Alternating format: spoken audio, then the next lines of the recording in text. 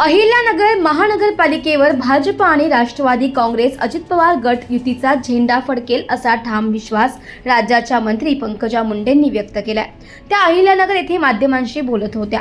बदलापूर येथील अत्याचार प्रकरणातील आरोपीला भाजपाने स्वीकृत नगरसेवक केल्याच्या आरोपावर प्रतिक्रिया देताना पंकजा मुंडे म्हणाल्या की याबाबत मला कोणतीही माहिती नाही, तसेच संबंधित व्यक्तीचा थेट आरोपमध्ये सहभाग असेल असं वाटत देखील नाही, मात्र तरीही मी तपासून प्रतिक्रिया देईल। दरम्यान काँग्रेस प्रदेशाध्यक्ष हर्षवर्धन सकपाळ यांनी पंकजा मुंडे यांच्यावर भाजपात अन्याय होत असलेल्या वक्तव्यावर त्यांनी प्रतिक्रिया दिली आहे। मी भाजपमध्ये नाराज नाही, मी भाजपसाठी अहोरात्र प्रचार करते असं त्यांनी म्हटलंय। मला पूर्ण विश्वास आहे की नगरमध्ये आमची राष्ट्रवादी आणि भारतीय जनता पार्टीची युती अत्यंत प्रभावी विजय मिळवेल। प्रचंड रिस्पॉन्स आहे, रॅली एवढी मोठी झाली आहे, इतक्या गर्दी आहे, लोकांचा उत्साह आहे, नुसती गर्दी नाही आहे तर त्यांच्या रिस्पॉन्स त्यांचा चांगला आहे, प्रतिसाद चांगला आहे, तर मला विश्वास आहे की आमचा विजय निश्चित आहे। तुम्ही राज्यावर दौरा करता, राज्यामध्ये कशी परिस्थिती आहे? राज्यभर छान परिस्थिती आहे, विजयाची निश्चिती आहे। भारतीय जनता पार्टी नंबर 1 चा पक्ष राहील हा विश्वास।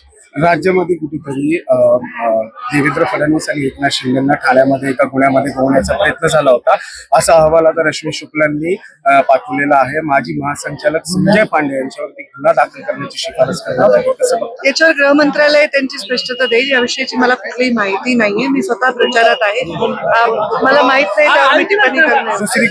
दुसरी गोष्ट बदलापूर लैंगिक अत्याचार प्रकरणी त्या शाळेच्या शिक्षकाला सहआरोपी असलेल्या त्या शाळेच्या शिक्षकाला बदलापूर स्वीकृत नगरसेवक दिले आहे बदलापूर नगर परिषदेमध्ये भाजपने, त्याच्यावरून महाराष्ट्रामध्ये तर रणधंदन सुरू झालं। मला यावर तपासून पाहावं लागेल। त्या घटनेमध्ये जे साक्षात आरोपी आहेत त्यांच्या पैकी जर कोणी आहे तर, पण मला नाही वाटत की डायरेक्ट त्यांचा आरोपी असतील, तेवढा विचार सारासार केला जाईल। नाही, त्याच्यामध्ये ते स्वतः सह आरोपी आहे आणि त्या शाळेचे ते माजी सचिव आहे। ते सह आरोप मला त्याची एवढी माहिती नाही, मी तुमच्याबरोबर आली ते मला चक्कर आली, एवढी गर्दी आहे की मला त्याची माहिती नाही, तर मी आता उत्तर देऊ शकत। माहिती करून तुम्हाला प्रेसमध्ये उत्तर देईल। ऍब्सोल्युटली या क्षणाला काय चाललंय याची मला कल्पना नाही। निवडणूक की पंकजा मुंडेंवरती अन्याय होत आहे, त्यामुळे त्यांचं नावही पुसलं जाईल, ते भाजपला उद्देशून मी त्यांच्यावर काही उत्तर देणार नाही। मी एवढंच सांगेन की मी भारतीय जनता पार्टीचा अहोरात्र प्रचार करते। आज सकाळपासून म्हणजे माझी प्रकृती ठीक नाही, मला महिलांनी एवढं घेरलं की मला थोडा वेळ बोळ आली, मला सुधरत नाहीये।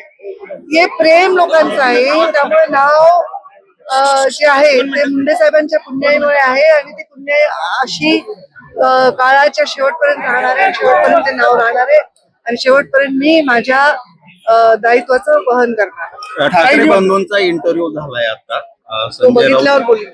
काही निवडणुकीच्या पार्श्वभूमीवर काही भाऊ एकत्र येताना दिसतात, काही बहीण भाऊ एकत्र येताना दिसतात, कसं पाहतो? मी निवडणुकीच्या पार्श्वभूमीवर म्हणणार नाही, दोन पक्ष म्हणेन। दोन पक्षाचे नेते वेगवेगळ्या ठिकाणी वेगवेगळ्या अलायन्स करतात, त्यामुळे त्याला काही वेगळ्या पद्धतीने बघण्याचं काय आवश्यक नाही।